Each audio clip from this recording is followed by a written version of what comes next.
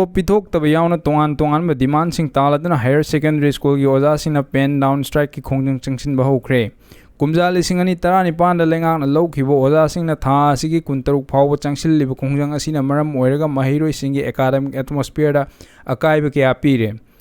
TG Higher Secondary School lazu osa yankhai marina pen down tokibadagi mahiroi sing larik tamba phanghandre oja sing na changsil liba strike asigi matang TG Higher Secondary School la chattuna yenglubada oja yankhai mari class lorom khide loinena class ayamba ihang hangduna leibigi mathakta mahiroi sing classroom mapanda leiramba thenaki ngasidagi changsil liba khongjang asigi matangda school asigi biology subject ki oja na pi yemana phongdorokpagi matung inna Manipur pumbagi oina oja chatruk ka ahum kumja lising ani 19 na contract basis ta khanki masigi matung kumja lising ani 19 gi August 9 regular tare haina notice thoki adubu regular oire hairabasu ngasi phawba tolop pithoktuna leiri oja singna taksin badagi contract basis ki tolop oina tha 18 gi selfam phangba leikre adubu haukiba makha tarakpa singdari tolop pidana leiri hiram masida lenga kamadi mari lenabo authority da kearak haije khrabasu ngasi phawba thabak ta onthok tuna leiri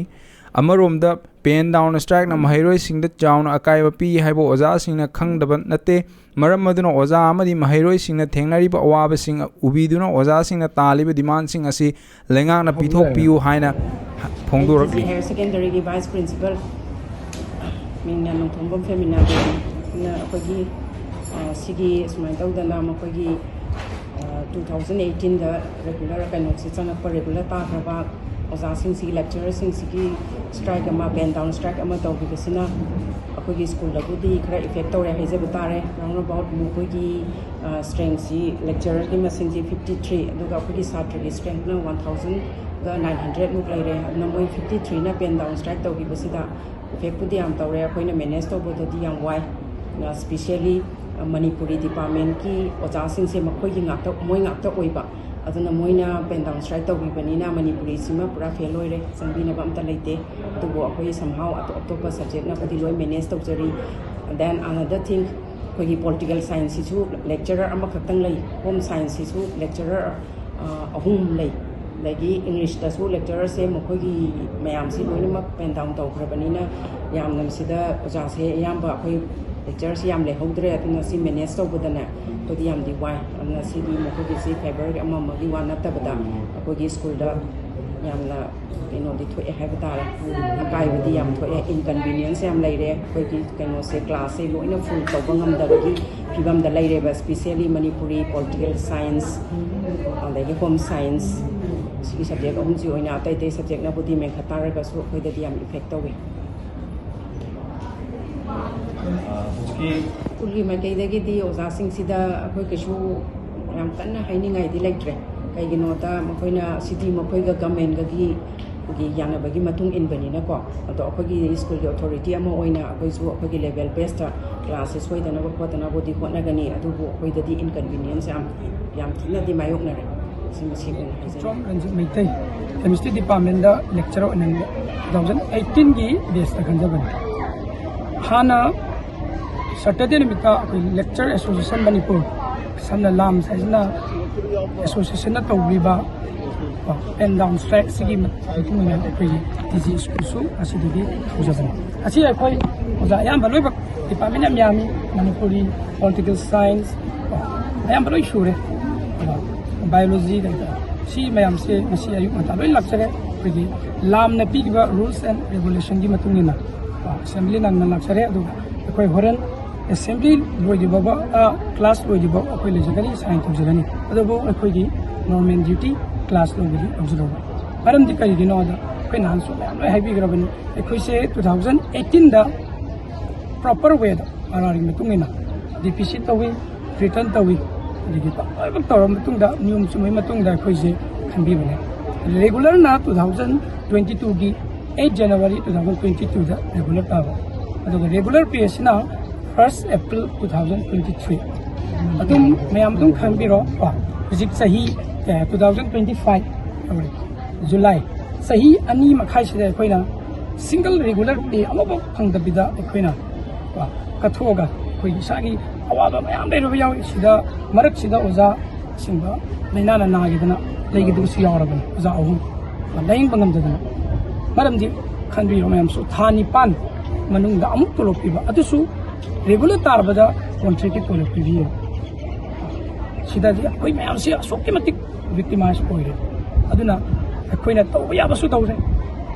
last koi director unabire director unaja several times unabe education minister hana sarkar lainga yam tawraba adu matungda hujiksu pia lai matungda su governor koi unajare shimukta dasu akoida positive response amata phangdare busu ngayu haiba kapta ngai ba sikyam phina we have already wait for more than 2 years now mayam to khan bi ba akoi shigo haibra akoi shigo haibra koi lai ta ga koi na samas ji shimi ba sathe mayam sim shimi ba koi shi ra kan da jita mayam authority jung pen gi dore akoi duty ko da uri ma koi shi almost I am 603 senior koi pen da bana ka he na bana akoi haijaba yaba haijare no jaba yaba no jare shimakta da akoi tabi darabina akoi kai lo no koi mayam ji koi na haijari koi pizari ba matam lam pizari ba ko leki 26 ko gi manung sida authorities inda thu bada koi 26 July 2025 sigi manung da awaba si yamaga thu to view na press media ru punda in haijari 26 matung 26 matung toroktaradi tari ko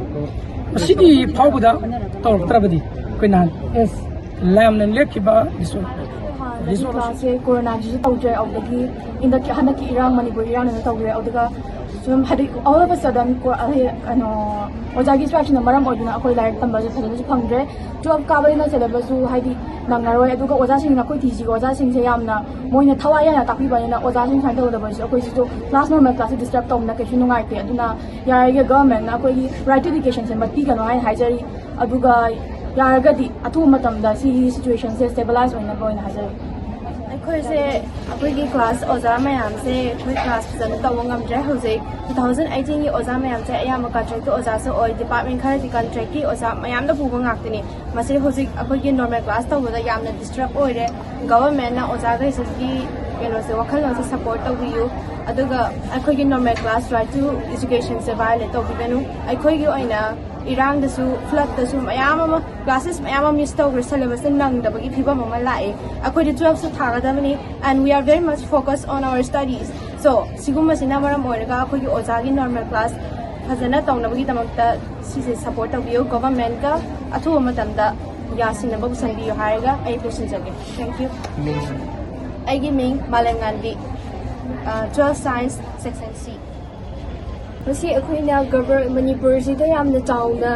school TJ harbi school aje mayamna su yamna loina khangnaraba adugumba government school singigi marakdagi oja singda khwaidagi matik chare hena puthoba adugumba school amane ba manipur sida leiba mayam marak sidagi aigi wakhalonda aduga sigumba school sida oja singjega pen down tawgibaje 2018 dagi lakpa beach ki oja singi matung inna hoji moina pen down tawgibaje na maram oiraga khoigi school class sida phajana chang naina changba ngamdaba adagi oja khaina department khuding maki walak pasida khoina satra mayam akhoi kamaina tawdiloba aduga hoji situation manipur gi leiba sina maramju oiraga slur yam toina thoi aduga karamba matamda suti tha doinu ju adum khangeba suti ja adum tharaga leiraba mafam neba akhoi gi school je government gi oibane government gi order gi matung inna adum suti je tharaga leire aduna oja ju masing watpa tan natana akhoi class ta ju fajana regular oina tawbiba su phangre sida akhoi kamaina syllabus cover tawdoino akhoi kamaina manipur ji gi achangba mi mo oiragane asa thambiba akhoi ji da kamaina sigumba situation je kamai mai ong na doino si government athuba matamda sigumba situation je munna ta sanbiraga yingbiraga akhoi na hoji yamna pinri ba sadraga jida saina leirak basina maram oiraga akhoi da su tension myam pokle saina changai na tawraktrabani na karama matamda syllabus loni ju khangde suti henga je thani adum leirabani na si kamai tawdoino athuba matamda government na akhoi gi teachers khaiji gi amadi akhoi gi situation Satra Singh ki yeng biraga puraknaba solution do na haijari thank you aduga ne agamsa noi mani